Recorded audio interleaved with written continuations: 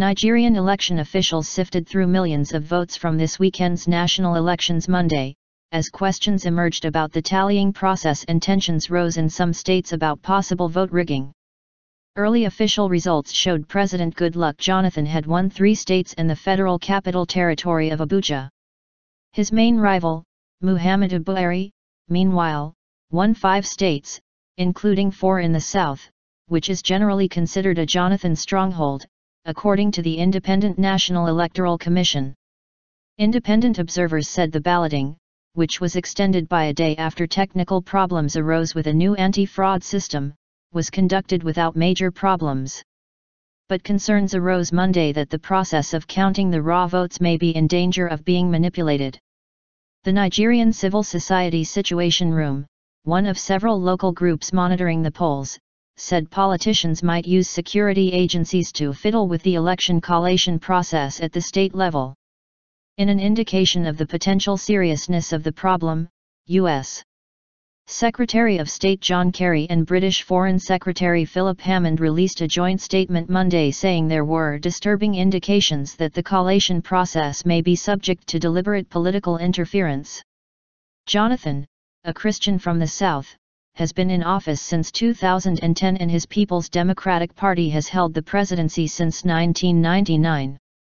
Buhari, a Muslim from the north and a former military ruler, is heading up the ticket for the opposition All Progressives Congress. To win the election without a runoff, a candidate needs a majority of the nationwide vote while also securing at least 25% of the ballots in 2/3 of the country's 36 states and the capital. Delays, attacks at polling sites. The vote was scheduled to be held on Saturday, but technical glitches with a new biometric vote system led officials to extend voting into Sunday. Some polling stations, particularly in the north, were hit with attacks from Boko Haram militants. Observer missions by the African Union and the Economic Community of West African States said, despite logistical problems and some violence, the organization of the vote was acceptable. The National Democratic Institute, a non-governmental organization funded in part from the U.S. and other governments, praised the election, despite the technical problems and sporadic violence. Christopher Fomunyu, a Nigerian expert with the organization, said Monday the group saw no evidence of the military interfering in the poll, as many had feared. However, we have concerns about the collation process because of the multi-layered collation mechanism, Fomunyu said. That referred to the fact that results are collated separately in each polling station and state as well as in the main center in Abuja, a practice that should be reviewed given the new technology, he said. The statement by Kerry and Hammond echoed those concerns. The US and British governments would be very concerned by any attempts to undermine the independence of the Electoral Commission or its chairman, or in any way distort the expressed will of the Nigerian people, the statement said.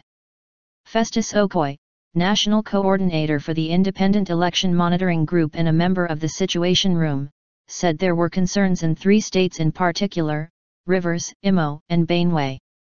Now to collate the results, people are trying to tamper with it, Okoye said. We believe this election represents a quantum leap in our democratic aspirations and in our determination to institutionalize democracy in this country, he said. We will not like a situation where some elements within the political elite who did not fight for democracy will take us back to where we are coming from, and we will not tolerate that type of situation. Local tensions. In the southern state of Rivers, tensions mounted as opposition officials and supporters called for the election to be redone. The state's governor reportedly refused to cast his vote over concerns the local vote could be manipulated.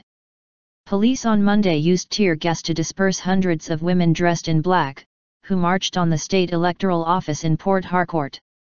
The country's top election official, Adahiru Jiga, said his office was investigating the complaints in Rivers and other states. There are many alleged cases of malpractices and we certainly pay a lot of attention to investigating this, and if our staff are involved in any way or manner, obviously we will apply the appropriate sanctions and take the appropriate decisions as provided for by the electoral legal framework, Jiga said. Elsewhere, the military fired warning shots after hundreds of youth gathered outside the local electoral office in Bauchi State, shouting opposition slogans and shouting that they would protect their vote from rigging. Nigeria was originally due to hold the election in mid-February, but officials pushed back the vote because of fighting and instability in northeastern states where Boko Haram militants have been battling the government since 2009. The security situation improved after a multinational offensive drove the militants from many towns they had controlled.